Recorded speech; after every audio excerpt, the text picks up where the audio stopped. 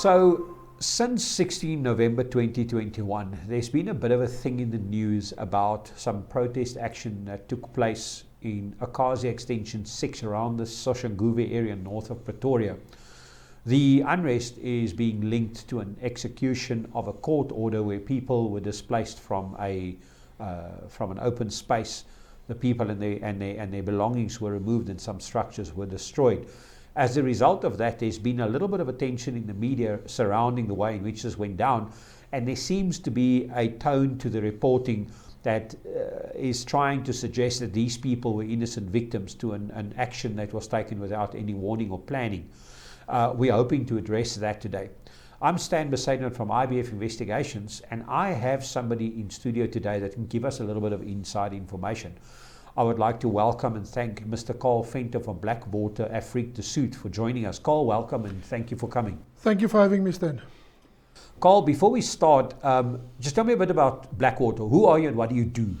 Well, Stan, Blackwater is a private security, part of Eagle Approach Security Solutions. We are a service provider assisting the sheriff and various other law enforcement agencies when there is land invasion and evictions that needs to be done. So yes, we are basically doing evictions and land invasion planning on behalf of various clients and service providers. Okay, so in this instance, there seems to be, at least according to the current news narrative that I've been able to come across, there seems to be this claim that these people were innocently living in their houses or staying in the area, and all of a sudden on the morning of the 16th of November, a whole bunch of police people and everybody just arrived and chased them off of the premises. Is that the case? And if not, when did this whole thing start? No, Stan, you know, we are not monsters. We don't decide 5 o'clock in the morning, now we're going to take a bunch of people and throw them out. These actions started in the early 2020 when people have started to demarcate land and have started to sell land on this property that actually belongs to a trust and not to the people that intended selling these stands. So if I understand you correctly, this all started, as you explained, in 2020 when somebody who has no association with the land just kind of arrived there, saw some land and decided it's a good idea to create the impression that they have the authority to sell the land, and then they started collecting money from people for the land? That is correct. Okay, so now these people are selling land that they are not entitled to sell, and that in itself is disturbing because you think about the victims and the amount of money they might be investing in what they believe to be rightfully their property. When the owner became aware of this, what actions did he take then? Well, then he went to court. He got an interdict blocking these people, or attempted to block these people to sell the land. That was issued on the 29th of July in 2020 in the North Gauteng High Court. He has then also attempted to access the property. He even went as far as opening up a criminal case at Akasha Police Station for intimidation, malicious damage to property, as well as trespassing. Now remember, at that stage there was no buildings or any structures on the property, so he couldn't get them to vacate the property because there was no one there, but land was marked out to be sold. So if I understand you correctly, somebody went there and started to sell land. Nobody was living there yet. The owner took action to try and stop this. There was some effort to prevent that, but at this stage nobody was living there yet. So the houses and the structures that were being destroyed come 16 November 2020, those were built after this happened. That's correct. So if I also understand you correctly, then there must have been some process when the people started moving in to stop them from staying there or to have them go away from the property. Is that correct? That is also correct, Stan. What did the owner do about that aspect? A final court order was issued on the 17th of May this year, stating that any structures or anything on there must be removed if there is structures. I went there personally, where we went with the sheriff on the 19th of July at 1 o'clock. The court order that was granted on the 17th of May was served on a Mr. Vincent Sheila, an attorney for the people on the land. or claiming to be the attorney on record for the people. Just on that point, because you mentioned an important point, are you telling me that by the time you went to serve a notice on these people, they had an attorney already? That's correct. So they must have been aware of the action in order for them to know they need an attorney. That is correct. So and I want people to understand this because I think it's an important point. So here these people are bought land. They are either planning or preparing to build there. By the time a notice of the court is served upon that property, there's already an attorney appointed. So they're fully aware of the fact that there's a court process ongoing. So they certainly were not caught by surprise come now, 4 or 5 months later. That is correct. Okay, so then the owner got this court order and it was served on this land through the attorney, correct?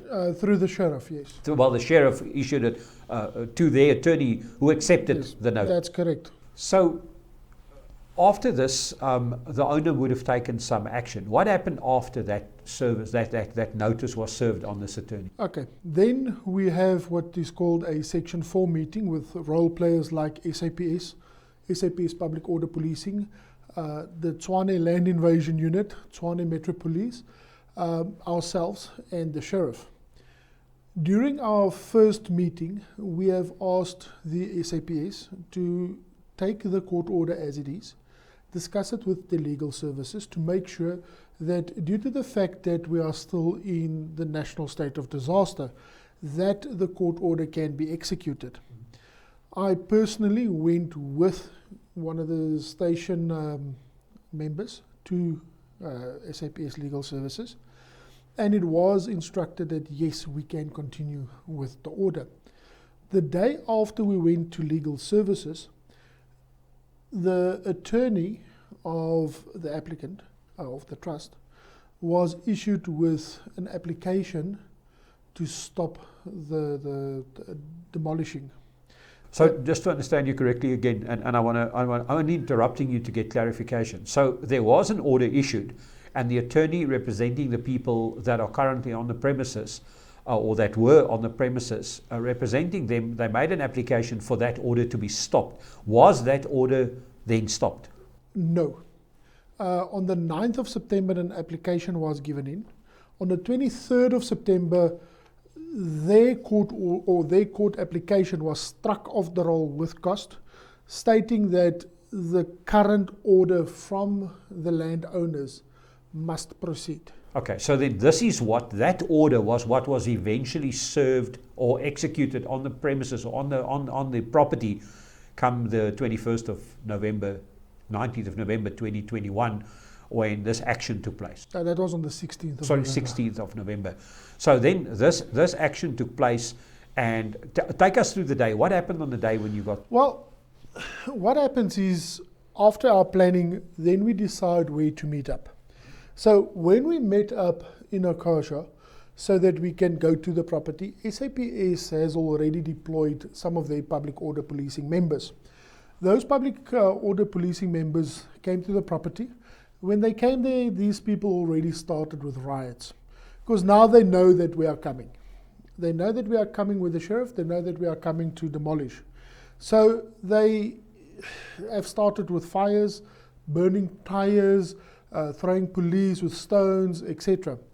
When myself, together with public order policing, arrived on the scene, we then took our dozers, the TLBs, and started clearing the road, having rocks being thrown at us, etc. We had the sheriff with us. We asked the sheriff to stay outside the property for his own safety. We went in, started to clear the properties so that it can be demolished as per the court order. Now, Stan, what you and the viewers need to understand is, it is not nice for me or for anyone, even for the landowner. The landowner had 4 months attempted to do it the nice way. It is not nice for us to come to someone, he spent money on a house to just demolish it. It does not make me feel good. But unfortunately, we have to adhere to a court order. So when we were there, the attorney for the land, let's call them land grabbers, occupiers, came to us. informing us that he is busy with an application. He could not prove to us any application or any documents. He tried giving us a letter that he has sent to the attorney, stating, or to the attorney of the landowner, stating that he is going to, but there was no court documents. Now, a court order cannot be stopped unless such time that an alternative court order, an interdict, is granted. That is unfortunately a legal process. So when we got there, the police assisted us. We removed people to the outside boundaries. These structures were unfortunately demolished. All the stuff inside the houses were confiscated, put in trucks to be stored in safekeeping should the owners then try and recover their goods, which we hope they do. It is today, 7 days later, and I have not had one phone call for anyone saying that they want to come and collect. Okay, so on that note, there are two issues. The first is the impression is created in some media reports that these poor people were suddenly just evicted from their properties at random, and they were even unable to take any action. During my time there, I did see some people arrive. People approached me and said, can they fetch their personal belongings? If anybody arrived on the day and asked to fetch their personal belongings, what was your response to that? Yes, we absolutely agreed. What we did do, though, is if someone comes there, 20 people, we said, you know what, for safety reasons, 2 or 3 people can go in and collect the stuff. And the rest, unfortunately, for their safety as well as our operatives that were working on the scene. Okay, and the stuff that was removed, I understand you said that was put in storage. So anybody who wants their stuff back can contact you to recover it. And how did they contact you? What is the phone number they can? Well, the telephone number they can use is 012-327-7478. All right. They also do need to understand that I cannot have random people coming and saying that is their stuff. We need some form of proof, either receipts or at least a photograph of the stuff in your property. It is unfortunate that people have lost a lot, and we are not there to be vultures. People need to come and collect their goods. We are trying to get the people to open up criminal cases. The people that have paid these criminals money to have a piece of land. Now, you can't buy a piece of land without having a title deed. Okay. And I've got another question for you surrounding that issue. I know that on the day there were some vehicles burned and some people were injured as well. What's the background on that? Well, you see, Stan, due to the criminals that were selling these properties, we believe that they were the instigators. As soon as them and people were removed out of the area, they started riots outside the area, trying to get public order policing to leave what we were doing. And then they started burning trucks. A Mercedes-Benz, I understand, was burned. A bus that was transporting people to and from the property was burned. Unfortunately, there was chaos. But nothing happened on the property. I have to say that, yes, people might say I'm bad if I say it was a successful operation, but it was a success due to the fact that there was no injuries or anything that happened on the property. Unfortunately, this all happened outside the property. Yeah, I was personally there, and I noticed, for instance, that the only thing that happened that I recall that happened within the area of what I can call the operation was the bus that was part of the arriving crew that was set alight. But the other vehicles and the people that were attacked on the other side of the bridge in Soshanguve proper. That is correct. Yeah, so it was kind of the surrounding area that was a problem rather than the area where you were busy with operations. That is correct. And even the bus was parked outside the property, and it was thrown with what we call a Molotov cocktail, a petrol bomb. And then people say that someone in the bus was injured. There was no person inside the bus. Even the Mercedes-Benz that the people were talking about that was standing next to the bus, there was no Mercedes-Benz standing next to the bus. There was a BMW that belonged to the attorney or someone of the attorney standing close to the bus that was burned. But it was not on that scene. Okay, so the Mercedes that was burned in the Soshanguve side and the other side of the bridge, and so with the truck. And the people that got injured there, who were they injured by, or how were those people linked to this? Unfortunately, one gentleman was taken out of his vehicle, beaten, and we understand that he also got some burn wounds. That was in Soshanguve on the other side. Later that evening, when the police was doing their rounds with Nyala, two of the police officers that was outside of their vehicle unfortunately also got shot. Luckily, as far as I understand, that they were in hospital, but it was not critical. Okay. All right, well, I think that gives us a clear indication of what happened. Just in closing, Karl, what would your advice be to people under these conditions, the people who were the victims? What's your message to them in all of this? Well, Stan, firstly, never ever buy property that you do not have a title deed for.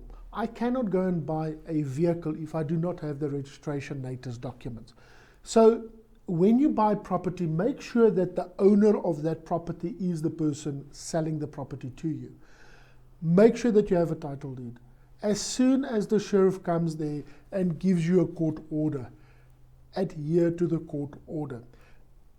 It's unfortunately going to cost you thousands of rands to try and stop a court order, but 95% of the times it is not possible.